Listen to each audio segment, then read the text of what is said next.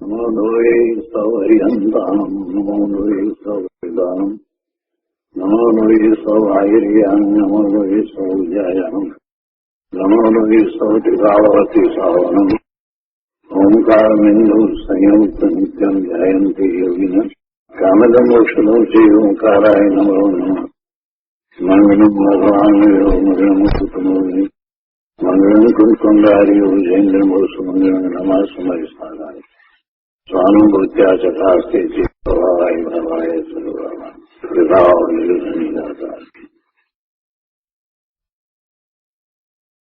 નિયમસાર ભગવાન કુરકુંદાચાર્ય રચિત નિયમસાર તથા મુનિવર પદ્મપ્રબલધારી દેવ રચિત તાત્પર્ય વૃત્તિ ટીકા એનો સ્વાધ્યાય ચાલે છે. એમાં પાંચમો અધિકાર, પરમાર્થ પ્રતિક્રમણનો અધિકાર આપણે શરૂ કર્યો છે. તો પાંચમા અધિકારની શરૂઆતમાં મુનિવર પદ્મપ્રબલધારી દેવે એક કળશ કર્યો, કળશ 108. તો કળશ 108 નો સ્વાધ્યાય આપણે કર્યો છે. એનું સહેજ પુનરાવર્તન કરી અને પછી આપણે આગળની ગાથાઓ લઈએ છીએ. કુરકુંદાચાર્ય ભગવાનની જે ગાથાઓ છે તે લઈએ છીએ. કળશ 108માં મુનિવર પદ્મપ્રબલધારી દેવે પોતાના ગુરુને નમસ્કાર કર્યા. માધવસેન સુરી, આચાર્ય માધવસેન સુરીને નમસ્કાર કર્યા અને એમને નમસ્કાર કર્યા તો એમના ગુણોનું વર્ણન કરી અને નમસ્કાર કર્યા કે એ સંયમ અને જ્ઞાનની મૂર્તિ છે. કામ રૂપી હાથીના કુંભસ્થળને વેદનાર, એટલે કે એમણે વિષયોને જીતી લીધા છે. શિષ્યરૂપી કમળને વિકસાવવામાં સૂર્ય સમાન, એટલે શિષ્યોને જ્ઞાન થવામાં એ નિમિત્ત કારણ છે. એવા હે શોભાયમાન માધવસેન સુરી આચાર્ય ભગવાન, આપને હું નમસ્કાર કરું છું. એ રીતે કળશમાં વાત આવી.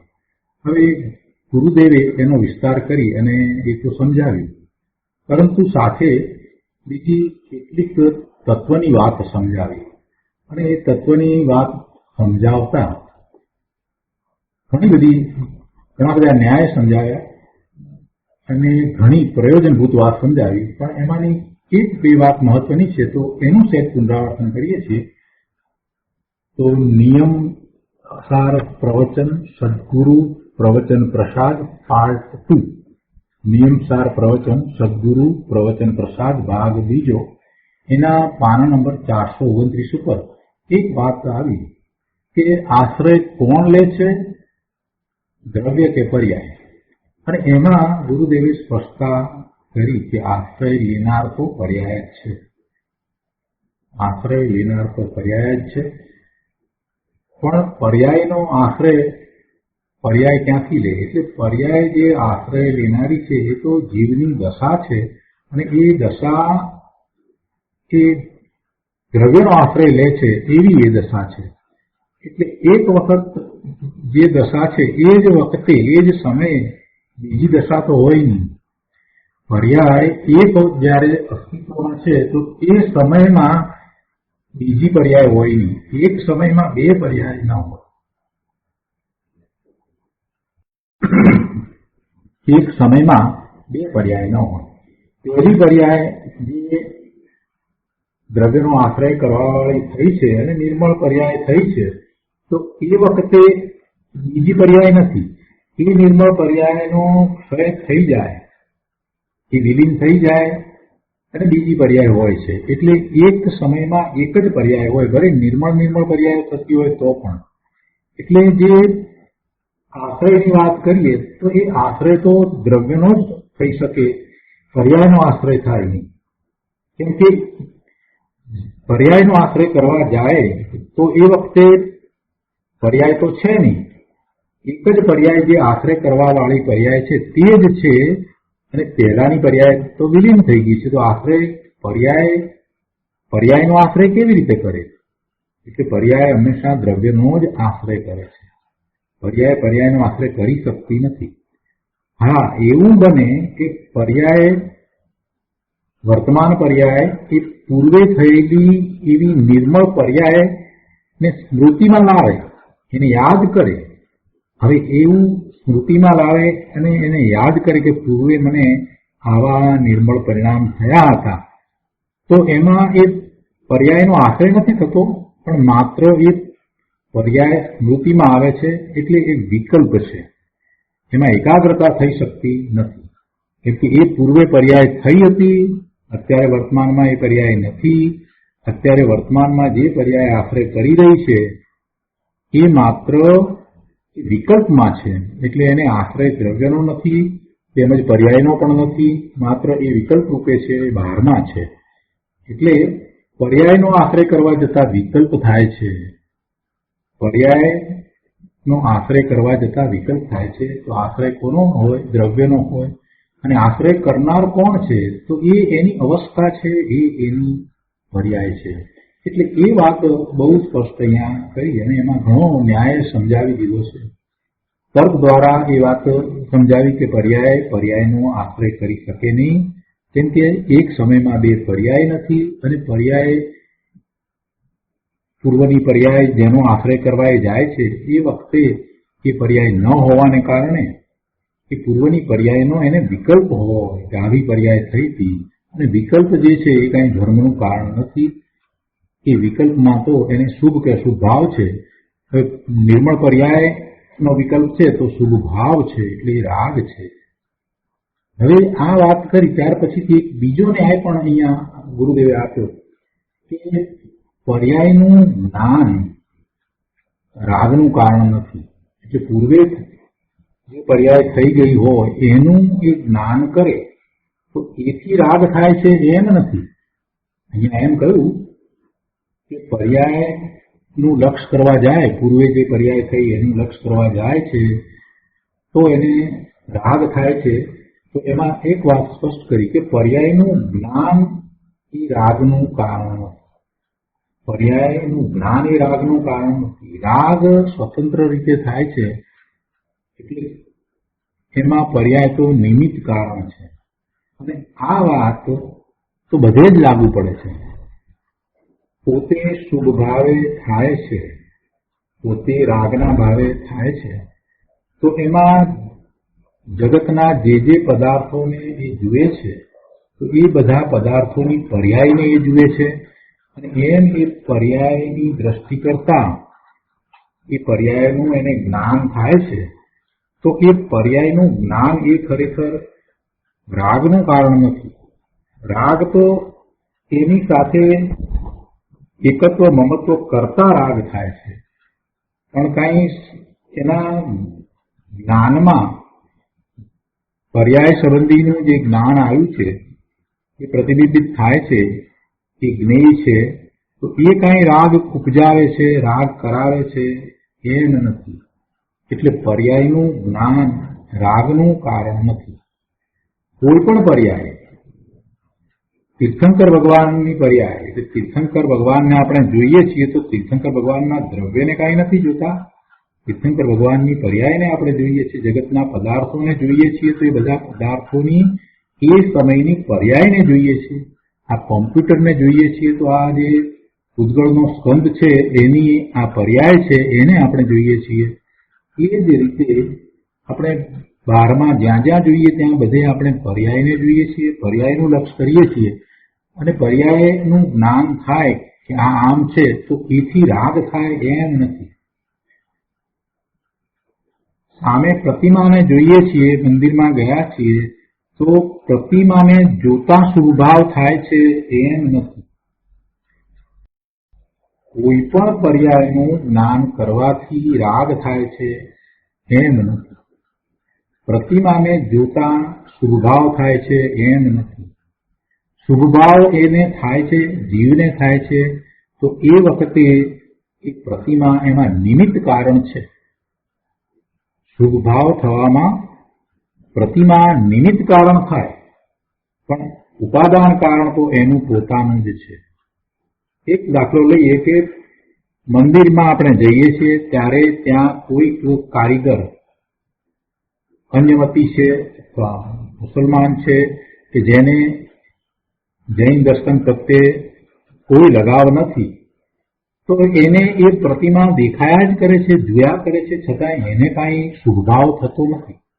કે ત્યાં કેટલાય કલાકો સુધી કાંઈક રિપેરિંગ કામ કરે છે, પ્રતિમા સામે દેખાય છે તો એને કાંઈ શુભભાવ થતા નથી. એટલે શુભભાવ થવો, રાગ થવો એ જીવનું પોતાનું સ્વતંત્ર કાર્ય છે. એ રીતે જીવ પોતે સ્વતંત્રપણે પરિણમે છે. પણ એમ નથી કે પર્યાયનું જ્ઞાન છે એટલે રાગ થયો, એમ નથી. અહીંયા એક વાક્ય ગુરુદેવે જે લખ્યું છે કે પર્યાયનું જ્ઞાન રાગનું કારણ નથી. જો પર્યાયનું જ્ઞાન રાગનું કારણ હોય તો પછી તીર્થંકર ભગવાન તો જગતના બધા જ પદાર્થોને પોતાના જ્ઞાનમાં જાણે છે, તો એમને ખૂબ રાગ થવો જોઈએ. સિદ્ધ ભગવાન પણ કેવળ જ્ઞાનમાં જગત આખાના બધા જ પદાર્થોની બધી પર્યાયને જાણે છે, એમને કંઈ રાગ થતો નથી. એટલે પર્યાયનું જ્ઞાન રાગનું કારણ નથી. જાણવા માટે વ્યવહાર નહીંનો તે વિષય છે, પણ પર્યાયને જાણતા જો એમાં એનું વલણ થઈ જાય, એમાં રસ પડી જાય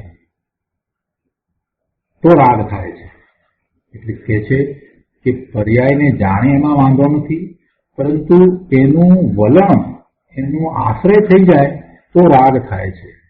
હવે દરેક વખતે આપણે આશ્રય શબ્દનો ઉપયોગ તો કરીએ છીએ, પણ આશ્રયનો અર્થ શું? આશ્રયનો અર્થ શું? આપણે એમ કહીએ છીએ કે ત્રિકાળી ધ્રુવનો આશ્રય કર, પર્યાયનો આશ્રય થઈ શકતો નથી, આ વાત કરીએ છીએ. પણ આશ્રય એટલે શું? આશ્રય એટલે એકાગ્રતા. આશ્રય એટલે એકાગ્રતા અને એમાં પોતાપણાનો ભાવ. પોતાનું ત્રિકાળી શુદ્ધ સ્વરૂપ છે, એમાં એકાગ્રતા અને એમાં પોતાપણાનો ભાવ, એને આશ્રય કહેવાય. એમાં પોતાપણાનો ભાવ થઈ જાય છે, પછી કોઈ શબ્દોની જરૂર નથી, પોતે એ રૂપે જ છે એવા ભાવે પોતે થઈ જાય છે. એમ એને પોતાના શુદ્ધ સ્વરૂપનો આશ્રય લીધો એમ કહેવામાં આવે છે. જ્યારે ઉપદેશમાં એમ કહેવામાં આવ્યું હોય કે તારું શુદ્ધ સ્વરૂપ છે એનો તું આશ્રય લે, તો આશ્રય લેવો એટલે શું કરવાનું? તો ત્રિકાળી શુદ્ધ સ્વરૂપનો પહેલા વિકલ્પ દ્વારા સ્વીકાર કરવો અને એવા ત્રિકાળી શુદ્ધ સ્વરૂપમાં એકાગ્રતા એટલે એમાં પોતાપણું કરવું. પોતે ત્રિકાળ શુદ્ધ ભગવાન આત્મા જ્ઞાન સ્વરૂપ છે એવો પૂર્ણ સ્વીકાર અને એમાં પોતાપણું એટલે પોતે એ જ છે, પોતે એ જ છે, પોતે એનાથી જુદો નથી, એમ આશ્રય થાય છે. પોતે એવા શુદ્ધ જ્ઞાન સ્વરૂપે જ છે, એથી પોતે જુદો નથી. પોતાનું જ્ઞાન સ્વરૂપ અને વર્તમાન જ્ઞાનની પર્યાય એ બે વચ્ચેનો દ્વૈત એટલે બેપણું એ દૂર થઈ જાય છે. એ દ્વૈત રહેતો નથી, બેપણું રહેતું નથી. વર્તમાન જ્ઞાનની પર્યાય પોતે પોતાના શુદ્ધ સ્વરૂપને જાણવા વાળી થઈ છે, ત્યાં એકાગ્રતા કરવા વાળી થઈ છે, એમાં જ એ પોતાપણું કરે છે એવી જે થઈ છે, તો એ દશા એની પોતાની થઈ છે. એટલે એમાં બેપણું નથી, એમાં બેપણું રહેતું નથી. અદ્વૈત છે. એટલે અદ્વૈત જે સ્વરૂપ કહ્યું છે એ જ્યારે નિર્વિકલ્પ ધ્યાનમાં પોતે પોતાને અનુભવે છે ત્યારે કોઈ દ્વૈત રહેતો નથી. તો એ રીતે આશ્રયની વાત છે. તો અહીંયા કહે છે કે જાણવા માટે વ્યવહારનો એ વિષય હોય, પર્યાય વિષય હોય, પણ એ પર્યાયને જાણતા ખરેખર પર્યાયને જાણતા રાગ થાય છે એમ નથી, પરંતુ પર્યાય તરફનું વલણ કરતા, એમાં રાચી રહેતા, એમાં પોતાપણાનો ભાવ કરતા, એમાં એકત્વ મમત્વ કરતા, એને પોતાના હિતનું કારણ સમજતા, એ અનેક પ્રકારે એને એ બંધનું કારણ થાય છે. પર્યાયને એ જુએ છે, અનાદિનો એ પર્યાય દ્રષ્ટિ જ રહ્યો છે, પોતાના દ્રવ્ય તરફ એનું લક્ષ ગયું જ નથી. એટલે અનાદિનો એ પર્યાય દ્રષ્ટિ છે, એ જ્યારે પોતાના ત્રિકાળી શુદ્ધ દ્રવ્યનો આશ્રય કરે છે, એનું લક્ષ કરે છે, એમ એ દ્રવ્ય દ્રષ્ટિ થાય છે, તો એને નિર્મળ પરિણામ થાય છે, સમ્યક દર્શન સમ્યક જ્ઞાનના પરિણામ થાય છે. અને એમ એવા પરિણામે જ્યાં સુધી રહ્યો છે તો એ નિશ્ચયથી ચારિત્ર છે. આવી વાત ગુરુદેવે અહીંયા એ 2 લીટી 3 લીટીમાં કરી દીધી છે. વ્યવહાર નય નથી એમ પણ નહીં, વ્યવહાર નય પણ છે, વ્યવહાર નયનો વિષય પણ છે, પણ એના આશ્રય રાગ થતો હોવાથી એ કલ્યાણકારી નથી. એ કલ્યાણકારી નથી. એટલા માટે સમયસારની 12મી ગાથામાં વ્યવહાર જાણેલો પ્રયોજનવાન છે એમ કહ્યું. વ્યવહાર જાણેલો પ્રયોજનવાન છે, પણ આદરેલો એટલે આશ્રય કરેલો પ્રયોજનવાન નથી. અને પછી આગળ એ વાત લીધી કે શુદ્ધ નિશ્ચય નયાત્મક પરમ ચારિત્રનું પ્રતિપાદન કરનાર પરમાર્થ પ્રતિક્રમણ અધિકારમાં પ્રથમ પંચરત્નનું સ્વરૂપ કહેવામાં આવે છે. ખરેખર રાગથી પાછો ફર્યો અને જ્ઞાતા સ્વભાવમાં લીન થયો તેને પ્રતિક્રમણ કહેવાય છે. આપણે ગઈકાલે પણ પ્રતિક્રમણ સંબંધી અને પ્રત્યાખ્યાન સંબંધી વાત કરી હતી. ફરીથી વાત લઈએ થોડી કે પ્રતિક્રમણ કોને કહેવું? પ્રતિક્રમવું, પાછા ફરવું. પાછો ફરે તો ક્યાં પાછો ફરે? પોતાના સ્વરૂપ તરફ પાછો ફરે છે. એનો અર્થ કે પોતે પોતાના સ્વરૂપથી ચ્યુત થઈ અને બહારમાં હતો, તો બહારમાં હતો ત્યાંથી એ પાછો સ્વરૂપ તરફ વળે છે. એ નિશ્ચય પ્રતિક્રમણ છે. એટલે બહારમાં છે તો એ રાગમાં છે, સ્વરૂપથી ચ્યુત થઈ અને બહારમાં છે તો શુભ અથવા અશુભ ભાવે છે, એટલે એ રાગમાં છે. તો ગુરુદેવ અહીંયા કહે છે કે ખરેખર એવા રાગથી પાછો ફર્યો અને જ્ઞાતા સ્વભાવમાં લીન થયો તેને પ્રતિક્રમણ કહેવાય છે. રાગથી પાછો ફર્યો તે પણ વ્યવહારનું કથન છે. જો સૂક્ષ્મતા ઘણી ભરી છે, દરેકે દરેક વાતને શાંતિથી સમજવાની છે. રાગથી પાછો ફર્યો તે પણ વ્યવહાર નહીંનું કથન છે, વ્યવહારનું કથન છે. ખરેખર તો જ્ઞાયક સ્વભાવમાં લીન થયો એટલે રાગ ઉત્પન્ન જ ન થયો અને તેને રાગથી પાછો ફર્યો એમ કહેવામાં આવે છે. રાગથી પાછો ફર્યો, જે રાગ કરી રહ્યો હતો એને સ્થાને હવે જે પર્યાય થઈ એમાં એ સ્વરૂપનું લક્ષ કરે છે અને નિર્મળ પરિણામ થાય છે, એટલે રાગ ઉત્પન્ન જ ન થયો એમ એ રાગથી પાછો ફર્યો એમ કહેવાય. એટલે રાગથી પાછો ફર્યો એમ કહેવું એ વ્યવહાર નહીંનું કથન છે. બીજી રીતે કહીએ તો પૂર્વે એ રાગ કરી રહ્યો હતો, એવા રાગના પરિણામ થતા હતા. હવે એનું લક્ષ સ્વરૂપ તરફ થયું, પોતાના ત્રિકાળી ધ્રુવ શુદ્ધ સ્વભાવ તરફ લક્ષ ગયું. એટલે હવે જે પરિણામ થયા એ નિર્મળ પરિણામ થયા. એટલે એમાં શુભ કે અશુભ ભાવ ઉત્પન્ન જ ન થયો, કોઈ વિકલ્પ રહ્યો નહીં. એટલે એમ રાગ ઉત્પન્ન જ ન થયો અને એને વ્યવહારથી એમ કહેવાય કે રાગથી પાછો ફર્યો છે. પણ રાગથી પાછો ફર્યો એમ કેવું તો વ્યવહાર નહીંનું કથન છે. નિશ્ચયથી તો એ પોતે પોતાના ત્રિકાળી દ્રવ્ય શુદ્ધ સ્વભાવના ભાવે થયો. પોતાનું ત્રિકાળી શુદ્ધ સ્વરૂપ છે એનો એને સ્વીકાર થયો, એવા એ ભાવે થયો. એમ છતાં એને રાગ ઉત્પન્ન જ નથી થતો. અહીં શુદ્ધ નિશ્ચય ચારિત્રના અધિકારમાં આ પરમાર્થ પ્રતિક્રમણ કહ્યું ને, એટલે એ શુદ્ધ નિશ્ચય ચારિત્રનો અધિકાર છે. ચોથો અધિકાર વ્યવહાર ચારિત્રનો અધિકાર હતો અને આ પાંચમો અધિકાર જે છે એ પરમાર્થ પ્રતિક્રમણ. પરમાર્થ પ્રતિક્રમણ એટલે શુદ્ધ નિશ્ચય ચારિત્રનો અધિકાર છે. તો ગુરુદેવ એને અહીંયા એ રીતે મૂળવે છે, એ રીતે સમજાવે છે કે અહીં શુદ્ધ નિશ્ચય ચારિત્રના અધિકારમાં શુદ્ધ સ્વભાવનું ભાન કરી તેમાં લીન થવું આ નિશ્ચય ચારિત્રનો અધિકાર છે. તો એમાં પોતે શુદ્ધ સ્વભાવનું ભાન કરી, કોના શુદ્ધ સ્વભાવનું ભાન કરી? પોતાના શુદ્ધ સ્વભાવનું ભાન કરી તેમાં લીન થયો, તેમાં એકાગ્ર થયો અને એમાં જ એણે પોતાપણું સ્થાપ્યું કે આ જ હું છું. આ પોતાનું શુદ્ધ સ્વરૂપ છે, પોતાનો એવો અનંત ગુણને કારણે જે સ્વભાવ છે એ જ હું છું. એમાં પોતાપણું સ્થાપ્યું, એમ એને એકાગ્રતા કરી, એમ એને આશ્રય કર્યો અને એમ જ એ આશ્રય કરીને એ ભાવે રહ્યો એટલે લીન થયો. એ ભાવે રહ્યો એટલે લીન થયો. ત્યાંથી તરત બહાર આવ્યો તો પોતાના સ્વરૂપને સ્પર્શીને બહાર આવ્યો એમ કહીએ છીએ, પણ વધુ સમય ત્યાં એ જ ભાવમાં રહ્યો એટલે એ લીન થયો.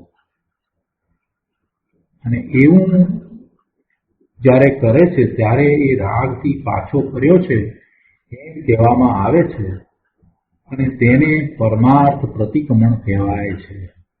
પોતાના નાતા સ્વભાવમાં લીન થાય છે ત્યારે એને પ્રતિક્રમણ થયું કહેવાય છે અને એ પ્રતિક્રમણને પરમાર્થ પ્રતિક્રમણ કહેવાય છે. બહુ સરસ વાત ગુરુદેવે આ અધિકારની કુંકુંદાચાર્ય ભગવાનની ગાથાઓને શરૂ કરતા પહેલા જ સમજાવી દીધી. તો હવે કુંકુંદાચાર્ય ભગવાનની ગાથા 77 થી 81, 5 ગાથા એક સાથે છે અને એમાં 5 રત્નોનું અવતરણ કરવામાં આવે છે. 5 રત્નોનું સ્વરૂપ અહીંયા કહેવામાં આવે છે. એવા 5 રત્નો શું છે?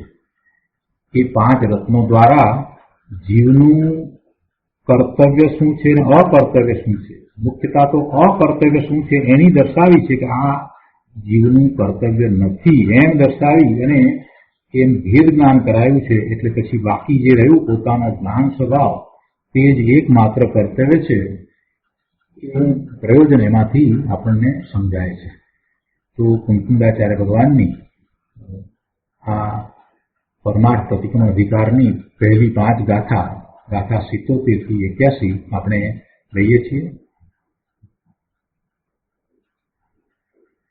નાહમ નારક ભાવત તિર્યં માનુષ દેવ પર્યાય કરતા નહીં કારયિતા અનુમંતા ન એવ કર્તૃણામ. 77ની ગાથામાં આ નારક, મનુષ્ય, તિર્યંચ, દેવ એ ગતિ હું નથી એની એમાં વાત કરી અને એના કરવા વાળો પણ નહીં, એનો અનુભવનારો પણ નહીં એ વાત પણ સાથે લીધી છે. એમાં પછી એનો અર્થ કરીએ છીએ. એ જ રીતે એના પછીની ગાથા 78મી ગાથામાં કહે છે કે નાહમ માર્ગણા સ્થાનાની નાહમ ગુણ સ્થાનાની જીવસ્થાનાની ન કરતા નહીં કારયિતા અનુમંતા નૈવ કર્તૃણામ. એમાં હું મારણા સ્થાન, ગુણ સ્થાન કે જીવસ્થાન નથી અને એનો કરતા પણ નથી એ વાત કરી અને એને કરાવવા વાળો, અનુમોદના વાળો પણ નથી. 79મી ગાથામાં કહે છે કે નાહમ બાલો વૃદ્ધો ન ચૈવ તરુણો ન કારણમ તેષામ કરતા નહીં કારયિતા અનુમંતા ન એવ કર્તૃણામ. એટલે હું બાળક પણ નથી, વૃદ્ધ પણ નથી, તરુણ પણ નથી અને એનો હું કરવા વાળો, કરાવવા વાળો, અનુમોદવા વાળો પણ નથી. એના પછી 80મી ગાથામાં કહે છે કે નાહમ રાગો દ્વેષો ન ચૈવ મોહો ન કારણમ તેષામ કરતા નહીં કારયિતા અનુમંતા નૈવ કર્તૃણામ. હું રાગ, દ્વેષ કે મોહ નથી અને એનું કારણ પણ નથી અને એનો કરતા પણ નથી અને એનો અનુમોદનારો પણ નથી. એ પછી 81મી ગાથામાં કહે છે કે નાહમ ક્રોધો માનો ન ચૈવ માયા ન ભવામી લોભોહમ કરતા નહીં કારયિતા અનુમંતા નૈવ કર્તના. એટલે હું ક્રોધ, માન, માયા, લોભ નથી, એનો કરતા પણ નથી, એનો કરાવનારો અનુમોદનારો પણ નથી. તો આ રીતે આ 5 ગાથા એટલે 5 રત્ન દ્વારા હું આ નથી એની વાત કરી અને એનું કર્તૃત્વ મને નથી એની વાત કરી. તો આપણે એક પછી એક એનો અન્વયાર્થ લઈએ અને એ પછી ટીકા કરીશું. તો અન્વયાર્થમાં કહે છે કે હું અહમ નારક ભાવ નારક પર્યાય તિર્યંચ માનુષ દેવ પર્યાય તિર્યંચ પર્યાય મનુષ્ય પર્યાય કે દેવ પર્યાય ન એટલે નથી, કરતા નહીં કારયિતા તેમનો હું કરતા નથી, કારયિતા એટલે કરાવનાર નથી, અને કર્તૃનામ અનુમંતા નૈવ એટલે કર્તાનો અનુમોદક નથી. આ જે વાત છે દરેક ગાથામાં લીધી છે કે તેમનો કરતા નથી, એનો કરાવનાર એવો કારયિતા નથી અને એ કર્તાનો અનુમોદક પણ નથી. એ દરેક ગાથામાં લીધું છે. તો અહીંયા આ 77મી ગાથાની વાત લીધી તો એમાં એમ લીધું કે આ નારક પર્યાય, તિર્યંચ પર્યાય, મનુષ્ય પર્યાય કે દેવ પર્યાય હું નથી અને એનો કરતા પણ નથી, એનો કરાવનાર નથી કે એ કર્તાનો અનુમોદક નથી. વિસ્તાર આપણે પછીથી લઈએ છીએ. પહેલા સામાન્ય અર્થ આપણે સમજીએ છીએ. આ અન્વયાર્થ છે એટલે સામાન્ય અર્થ આપણે સમજીએ છીએ. એના પછીની ગાથામાં એ જ રીતે વાત એ લીધી કે હું માર્ગણા સ્થાનો નથી. અહમ માર્ગણા સ્થાનાની ન, અહમ ગુણ સ્થાનાની ન, જીવ સ્થાનાની. હું માર્ગણા સ્થાનો નથી, હું ગુણ સ્થાનો નથી, જીવ સ્થાનો નથી અને એ જ રીતે હું તેમનો કરતા પણ નથી, કારયિતા નથી અને કર્તાનો અનુમોદક નથી. 79મી ગાથામાં કહે છે કે ન અહમ બાલઃ વૃદ્ધ ન ચ એવ તરુણ. એટલે હું બાળ નથી, વૃદ્ધ નથી તેમજ તરુણ નથી. આ તો બધી અવસ્થાઓ છે ને, એ હું નથી. એનું કારણ પણ હું નથી, એનો કરતા પણ નથી, એનો કારયિતા નથી અને કર્તાનો અનુમોદક પણ નથી. એના પછીની ગાથાની અંદર કહે છે કે ન અહમ રાગ દ્વેષ ન ચ એવ મોહ. એટલે હું રાગ નથી, દ્વેષ નથી તેમજ મોહ નથી અને તેષા કારણ ન એટલે તેમનું હું કારણ પણ નથી. હું રાગ નથી, દ્વેષ નથી તેમજ મોહ નથી અને એનું કારણ પણ નથી તથા તેમનો હું કરતા નથી, કારયિતા નથી અને કર્તાનો અનુમોદક પણ નથી. અને એના પછીની ગાથામાં એમ લીધું, કસાયની વાત લીધી છે અહીંયા આગળ. તો કહે છે કે ન અહમ ક્રોધ માન ન ચ એવ અહમ માયા લોભ ન ભવામી. એટલે હું ક્રોધ નથી, માન નથી તેમજ હું માયા નથી અને લોભ નથી અને તેમનો હું કરતા નથી, કારયિતા નથી અને કર્તાનો અનુમોદક નથી. તો એમ આ 5 ગાથાનો અર્થ કર્યો. અને એ પછીથી મુનિરાજ પદ્મપ્રજ્ઞલધારી અહીંયા ટીકામાં કહે છે કે અહીં શુદ્ધ આત્માને સકળ કર્તૃત્વનો અભાવ દર્શાવે છે. શું કહ્યું? આ જે 5 ગાથા લીધી એમાં એમ વાત આવી કે હું એનો કરતા નથી, એનો કારયિતા નથી અને એનો અનુમોદક પણ નથી. એટલે કર્તાનો અનુમોદન કરવા વાળો પણ નથી અને ક્યાંક હું એનું કારણ પણ નથી એમ પણ વાત આવી. તો મુનિવર કહે છે કે શુદ્ધ આત્માને સફળ કર્તૃત્વનો અભાવ છે, અને એ વાત એમણે આ ગાથામાંથી કાઢી કે અહીં શુદ્ધ આત્માને સફળ કર્તૃત્વનો અભાવ દર્શાવે છે. કોઈ પ્રકારનું કરવાપણું આત્માને નથી, પોતાને કરવાપણું નથી, કરાવવાપણું પણ નથી, અને એની અનુમોદના પણ નથી. પોતે કોઈનો કરતા થતો નથી, અને પોતે એનો કરાવનારો પણ થતો નથી, અને એનો અનુમોદક પણ થતો નથી. એટલે કોઈ પણ પ્રકારે એને કર્તૃત્વ નથી. એટલે કહે છે કે શુદ્ધ આત્માને સકળ કર્તૃત્વનો અભાવ દર્શાવે છે. તો આ વાતને જ સમજવાની છે. આ જીવે અનાદિથી કર્તૃત્વ બુદ્ધિ રાખીને વિકલ્પોમાં રાચી રહીને આશ્રવને બંધ કર્યા અને ભવના ભ્રમણ કર્યા. જે એ નથી, જે એ કરી શકતો નથી, એની કલ્પનામાં, એના વિકલ્પમાં જ આ જીવ અનાદિથી રાચી રહ્યો છે. એને શેનું કરવાપણું છે? જગતમાં કોઈનું કરવાપણું એ કઈ આત્માનો સ્વભાવ નથી. સકળ કર્તૃત્વનો અભાવ આત્માને છે. આ આત્માને સકળ કર્તૃત્વનો અભાવ છે. કોઈ પ્રકારનું કરવાપણું એને છે જ નહીં. એને જે નથી એનામાં જ એ રાચી રહ્યો છે. એ મતિ કલ્પનામાં અનેક પ્રકારે પોતે જગતના જે કાર્યો થઈ રહ્યા છે એનો કરતા થાય છે. એ બધું કાલ્પનિક છે. વાસ્તવમાં એ અન્ય પદાર્થોના પરિણમન કરાવવા વાળો કરતા નથી. પોતે પોતાનું કાર્ય કરે એવો પોતાના સ્વભાવ ભાવનો કરતા છે. એ સિવાય અન્યનો તો એ કરતા નથી. અન્ય જે બીજા દ્રવ્ય છે એનો એ ક્યારેય કરતા હતો નહીં, છે નહીં અને થશે નહીં. જે શરીર સાથે એ રહ્યો છે એ શરીર ઉદ્ગળનો સ્કંદ છે, અને એ સ્કંદ એ જુદું દ્રવ્ય છે. ભગવાન આત્માથી એ જુદું છે, તદ્દન જુદું દ્રવ્ય છે, જળ દ્રવ્ય છે.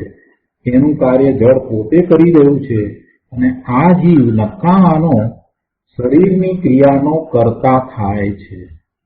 શરીરની ક્રિયા થવાની છે તે થાય છે, એમાં એ એમ માને છે કે એ હું કરું છું, અને એને પાછો એ ધર્મ માને છે. શરીરની ક્રિયા દ્વારા કોઈ ધર્મ થતો નથી. શરીરની ક્રિયાથી કાંઈ ધર્મ થતો નથી. એના પુણ્યનો ઉદય છે તો એ જે વિકલ્પ કરે છે શરીર સંબંધી, એવી ક્રિયા શરીરમાં થતી હોય છે. એના પાપનો ઉદય છે તો જે શરીર સંબંધી એ જે વિકલ્પ કરે છે એ પ્રમાણેની ક્રિયા શરીરમાં થતી નથી. દાખલા તરીકે એને પાપનો ઉદય છે અને એને લકવો પડી ગયો છે, પેરાલિસિસ થયું છે, તો એ ઈચ્છે છે કે હાથ હલાવે, પગ હલાવે, એ ચાલવા માંડે, આવું બધું ઈચ્છે છે. શરીરની અનેક પ્રકારની ક્રિયા એ ઈચ્છે છે, છતાં પણ એ ક્રિયા થતી નથી. એ ક્રિયા થતી નથી. એટલે જો પાપનો ઉદય હોય ત્યારે એ ઈચ્છે એમ ક્રિયા નથી થતી, તો એનો અર્થ એ છે કે શરીરની ક્રિયા તો સ્વતંત્રપણે થાય છે, આત્માના વિકલ્પોને કારણે થાય છે એમ નથી. આત્માને વિકલ્પ કેમ થાય છે? એ બહારમાં આવ્યો છે એટલે. શુદ્ધ આત્માને તો કોઈ વિકલ્પ હોતા નથી, એ તો વિકલ્પ કરવા વાળો નથી, પણ એ બહારમાં આવ્યો છે, એનું ઉપાદાન અશુદ્ધ છે. એ વખતે એ વિકલ્પ કરે છે કે હું એક્સરસાઇઝ કરું, રોજ એક્સરસાઇઝ કરું છું, તો આજે પણ એક્સરસાઇઝ કરું, પણ આજે એક્સરસાઇઝ થતી નથી. મશીન ઉપર ચડ્યો છે પણ એક્સરસાઇઝ થતી નથી. બહુ તકલીફ થાય છે, ઉતરી જવું પડ્યું મશીન ઉપરથી, બેસી જવું પડ્યું. એને ઈચ્છ્યું ન હતું. એને ઈચ્છ્યું હતું કે આજે હું આટલા લેપ કરીશ અને આટલી કેલોરી બાળીશ. મશીન ઉપર ચડે ત્યારે તો એમ જ હોય ને કે 300 કેલોરી બાળવી છે, 300 કેલોરી બાળવી છે કે 500 કેલોરી બાળવી છે, અને 15 મિનિટ આમ દોડવું છે કે વગેરે વગેરે. આમાંનું કાંઈ આજે થતું નથી. આજે નીચે ઉતરી જવું પડ્યું મશીન ઉપરથી. એને તો વિકલ્પ હતો બરાબર, ગઈકાલે આવો જ વિકલ્પ હતો એને કર્યું હતું, પરમ દિવસે પણ આવો વિકલ્પ હતો એને એમ કર્યું હતું. તો આજે કેમ થતું નથી? શરીરની ક્રિયા ઉપર એનું કાંઈ ચાલતું નથી. શરીરની ક્રિયા જે થવાની છે તે જ થાય છે, કેમ કે અત્યારે એને એવો પુણ્યનો ઉદય નથી કે એ જે વિકલ્પ કરે છે એ જ પ્રમાણે શરીર કાર્ય કરે. એનાથી વિપરીત કાર્ય પણ થાય, એને ઈચ્છ્યું એના કરતા ઊંધું પણ શરીરમાં થાય. એટલે પાપના ઉદય હોય ત્યારે એમ પણ થાય. એટલે જ્યારે પુણ્યના ઉદય છે એવી વખતે જે શરીરની ક્રિયા થાય છે અને એની એવી જ કલ્પના છે એ વખતે એના એવા જ વિકલ્પ છે, એટલે એ અભિમાનમાં આવી જાય છે કે હું જેમ ઈચ્છું જેમ ધારું એમ શરીરને કરાવી શકું છું. એને શરીરનું એની ક્રિયાનું કર્તાપણું છે. અને આ કર્તાપણું જે છે એ મિથ્યાત્વ છે. જગતના કોઈ પદાર્થનો એ કરાવનારો પરિણમાવનારો કર્તા છે જ નહીં. કોઈ એના પરિણમન કરાવતું હોય, બીજો કોઈ એના પરિણમન કરાવતું હોય તો એની અનુમોદના કરવા વાળો નથી, અને એ બીજા પાસે એના કાર્યો કરાવે એવો પણ એ નથી. એ ભગવાન આત્મા છે. એ ભગવાન આત્મા છે અને એ બે રીતે પરિણમે છે. એક તો સ્વભાવ ભાવે પરિણમે છે અને બીજું વિભાવ ભાવે પરિણમે છે. સ્વભાવ ભાવે પરિણમવું એ સહજ છે, એ એનો સ્વભાવ છે, એટલે એ સહજ છે.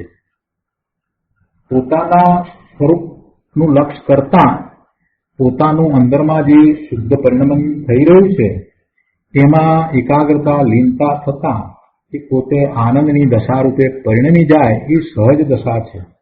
એ એને કરવાનું છે. પરંતુ પોતાના સ્વરૂપનું લક્ષ છોડીને એ પરનું લક્ષ કરી અને વિકલ્પોમાં રાખી રહ્યો છે, એટલે એ વિભાવ ભાવે પરિણમન થયું. આ વિભાવ ભાવે પરિણમન થવું એ એક યોગ્યતા રૂપ છે. એ કઈ એના ગુણને કારણે થાય છે એમ નથી. એવી એ સમયની યોગ્યતા છે. અને કેમ એવી યોગ્યતા એ સમયે છે?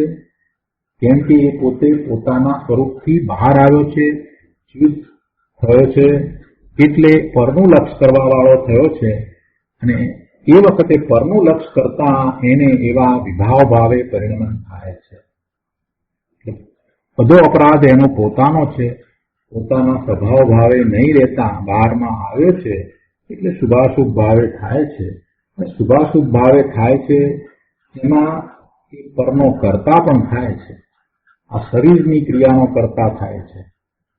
પોતે જે શરીર સાથે રહ્યો છે એ શરીરની ક્રિયાનો એ કર્તા થાય છે.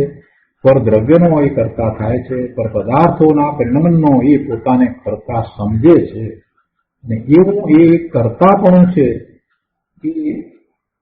એને નથી. એટલે એ ભગવાન આત્મા ત્રિકાળ શુદ્ધ છે. એને તો બધા જ કર્તાપણાનો અભાવ છે.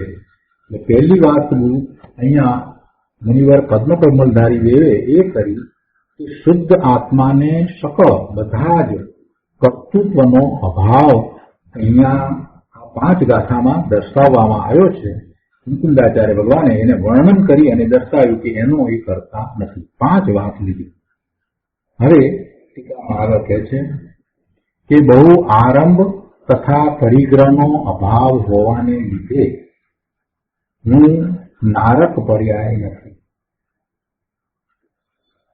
જો 4 પર્યાયની વાત લીધી છે, 4 ગતિની વાત લીધી. 77મી ગાથામાં પહેલા 4 ગતિની વાત લીધી. નારક ગતિ જે છે તો એ પર્યાય છે, એ ત્રિકાળ સ્વરૂપ નથી. નારક ગતિ થઈ તો એ તો એની એવી દશા છે. એ દશા છે એટલે અવસ્થા છે, એ પર્યાય છે.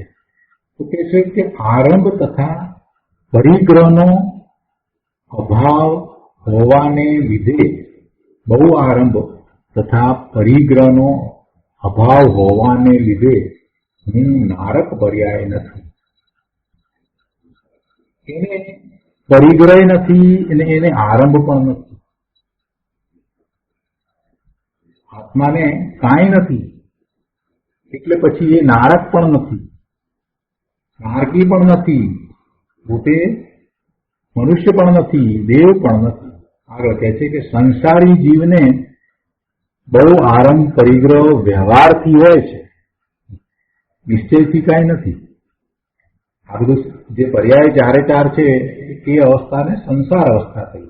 અને એ સંસાર અવસ્થામાં એ આરંભ અને પરિગ્રહ જે છે એ જીવને છે એમ જયારે આપણે કહીએ છીએ તો વ્યવહારથી ગયા. કારણ ત્રિકાળી શુદ્ધ દ્રવ્ય, શુદ્ધ આત્મદ્રવ્ય, એને કાંઈ આરંભ પણ નથી ને એને કાંઈ પરિગ્રહ પણ નથી. એ તો ત્રિકાળ શુદ્ધ છે, આરંભ અને પરિગ્રહ વિનાનું ત્રિકાળ શુદ્ધ દ્રવ્ય છે.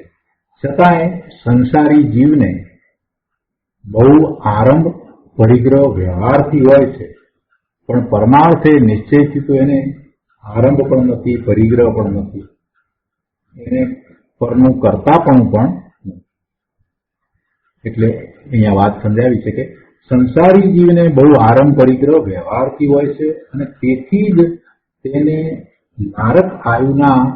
નરકના આયુના હેતુભૂત સમસ્ત મોહ રાગ દ્વેષ હોય છે. આ વ્યવહારથી જે વાત કરી એ એટલા માટે વ્યવહારથી થઈ કે એના ગુણને કારણે નથી. એના ગુણને કારણે, આત્માના કોઈ ગુણને કારણે કોઈ કાર્યનો આરંભ થાય અથવા તો એને કોઈ પરિગ્રહ હોય એમ નથી. એટલે જે સંસાર અવસ્થામાં જે દેખાય છે એ બધું વ્યવહારથી છે. અને એ છે વ્યવહારથી છે ને, એને એવા વિકલ્પો છે ને, શુભ અને અશુભ ભાવ છે ને, તો એમ થતા આશ્રવ છે અને બંધ પણ છે. તો કહે છે કે એને એ વ્યવહારથી હોય છે અને તેથી જ તેને નારક આયુના કારણભૂત, હેતુભૂત સમસ્ત મોહ રાગ દ્વેષ હોય છે. એને નરકનું આયુષ્ય કેમ બંધાય છે તો કે એવા દ્વેષને કારણે, રાગને મોહને કારણે એને એવું નરકનું આયુષ્ય બંધાયું. તો કે છે કે નરક આયુના કારણભૂત, હેતુભૂત એ સમસ્ત મોહ રાગ દ્વેષ એને હોય છે. પરંતુ મને શુદ્ધ નિશ્ચયના બળે, શુદ્ધ જીવાસ્તિકાયને એવો નથી. મને એટલે હું આત્મા, હું શુદ્ધ આત્મા, મને શુદ્ધ આત્માને શુદ્ધ નિશ્ચયના બળે એટલે પરમાર્થે, સત્યાર્થે તો મને એ મોહ રાગ દ્વેષ પરિગ્રહ આરંભ એ કાંઈ નથી. પરંતુ મને શુદ્ધ નિશ્ચયના બળે, શુદ્ધ જીવાસ્તિકાયને, મને કહો એટલે આત્માને કહો, આત્માને કહો એટલે કે શુદ્ધ આત્માને એટલે શુદ્ધ જીવાસ્તિકાયને હું એક જીવ દ્રવ્ય છું, શુદ્ધ છું, અસ્તિકાય છું, પ્રદેશી છું એટલે અસ્તિકાય છું. એટલે શુદ્ધ જીવ અસ્તિકાય એટલે શુદ્ધ જીવાસ્તિકાય એટલે હું આત્મા એવા મને ખરેખર નિશ્ચયથી, શુદ્ધ નિશ્ચયથી એટલે ખરેખર ભગવાનની વાણીમાં જે આવ્યું છે એ પ્રમાણે અને એમ જ છે. શુદ્ધ નિશ્ચયના બળથી એટલે ખરેખર વાસ્તવમાં સત્યાર્થપણે મને આ મોહ રાગ દ્વેષ આરંભ પરિગ્રહ આ બધું નથી. આગળ કહે છે કે તિર્યંચ પર્યાયને યોગ્ય માયા મિશ્રિત અશુભ કર્મનો અભાવ હોવાને લીધે હું સદા તિર્યંચ પર્યાયના કર્તૃત્વ વિહીન છું. જો નારકની વાત કરી તો ત્યાં કસાય તો લીધા, પણ એમાં મોહ રાગ દ્વેષ સમસ્ત લીધા. એના કારણમાં નારકનું આવ્યું એનું કારણ જે છે એમાં સમસ્ત મોહ રાગ દ્વેષ લીધા. હવે તિર્યંચ પર્યાયમાં જે વાત લીધી એમાં તિર્યંચ પર્યાયનું કારણ શું છે? માયા મિશ્રિત અશુભ કર્મ. ખૂબ જે માયા કરે અને અશુભ કાર્યો કરે, માયા સહિત જે અશુભ કાર્યો કરે ને એ તિર્યંચમાં જાય એમ કેવું છે. તિર્યંચ પર્યાયને યોગ્ય માયા મિશ્રિત અશુભ કર્મનો અભાવ હોવાને લીધે એવા કર્મનો અભાવ મને છે, એવા કર્મનો અભાવ મને છે, એટલે હું એટલે આત્મા, તો એ મને નથી. શું નથી? માયા મિશ્રિત અશુભ કર્મ મને નથી, એટલે હું તો શુદ્ધ છું.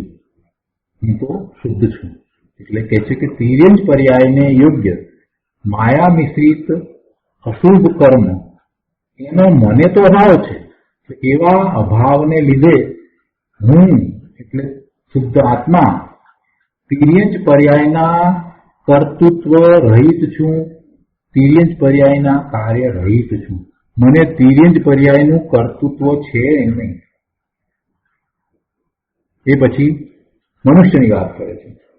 કહે છે કે મનુષ્ય નામ કર્મને યોગ્ય દ્રવ્ય કર્મ તથા ભાવ કર્મનો અભાવ હોવાને લીધે મારે મનુષ્ય પર્યાય શુદ્ધ નિશ્ચયથી નથી. મનુષ્ય પર્યાય જે થાય એના કારણરૂપ એના આવા દ્રવ્ય ને ભાવ કર્મ છે એની વાત કીધી. તો એને લીધે એવી મનુષ્યની પર્યાય થાય છે. મનુષ્ય નામ કર્મ બાંધે છે એવું શરીર પણ એને હોય છે. તો કે છે કે એ મને નથી.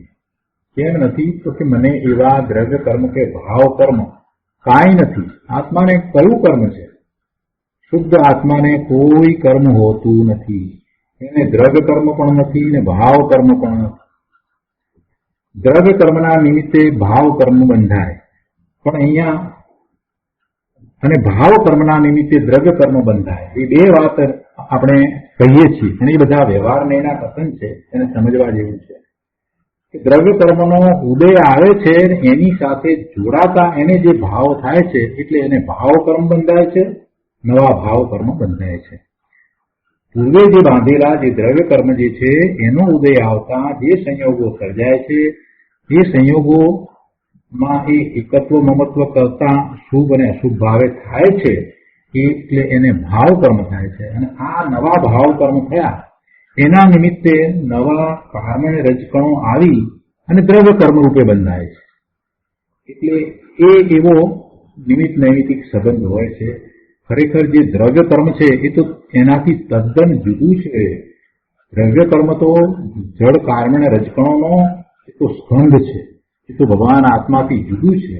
અને ભાવ કર્મ જે છે તો એ ભાવ કર્મમાં એ પોતે જેવા ભાવ કરે છે એ પ્રમાણે આશ્રવ થાય છે અને ભાવ કર્મ બંધાય છે. તો કહે છે કે એ દ્રવ્ય કર્મ તથા ભાવ કર્મનો ભગવાન આત્માને તો અભાવ છે, મને તો એનો અભાવ છે. હું તો શુદ્ધ આત્મા છું.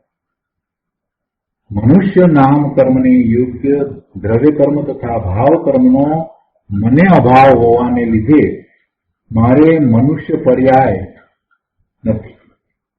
મને મનુષ્ય પર્યાય નથી, નિશ્ચયથી નથી. પરમાર્થે મને મનુષ્ય પર્યાય પણ નથી. શુદ્ધ નિશ્ચયથી મને મનુષ્ય પર્યાય પણ નથી. હું તો શુદ્ધ આત્મા છું. એના પછી ચોથી વાત લે છે દેવની, કે છે કે દેવ એવા નામનો આધાર જે દેવ પર્યાય. દેવ કહેતા આપણને જે ખ્યાલમાં આવે છે કે દેવ પર્યાયની વાત છે. આપણે આરાધ્ય દેવની વાત નથી કરતા. અહીંયા દેવ એટલે જે દેવ શાસ્ત્ર ગુરુમાં જે આરાધ્ય દેવ કહીએ, તીર્થંકર ભગવાન, કેવળી ભગવાન, સિદ્ધ ભગવાનને આપણે દેવ કહીએ, સાચા દેવ કહીએ છીએ, એ દેવની વાત નથી. એટલે અહીંયા દેવને અહીંયા અવતરણ ચિહ્નમાં મૂકીને કહે છે કે દેવ એવા નામનો આધાર જે દેવ પર્યાય, એટલે આ દેવલોકના દેવ.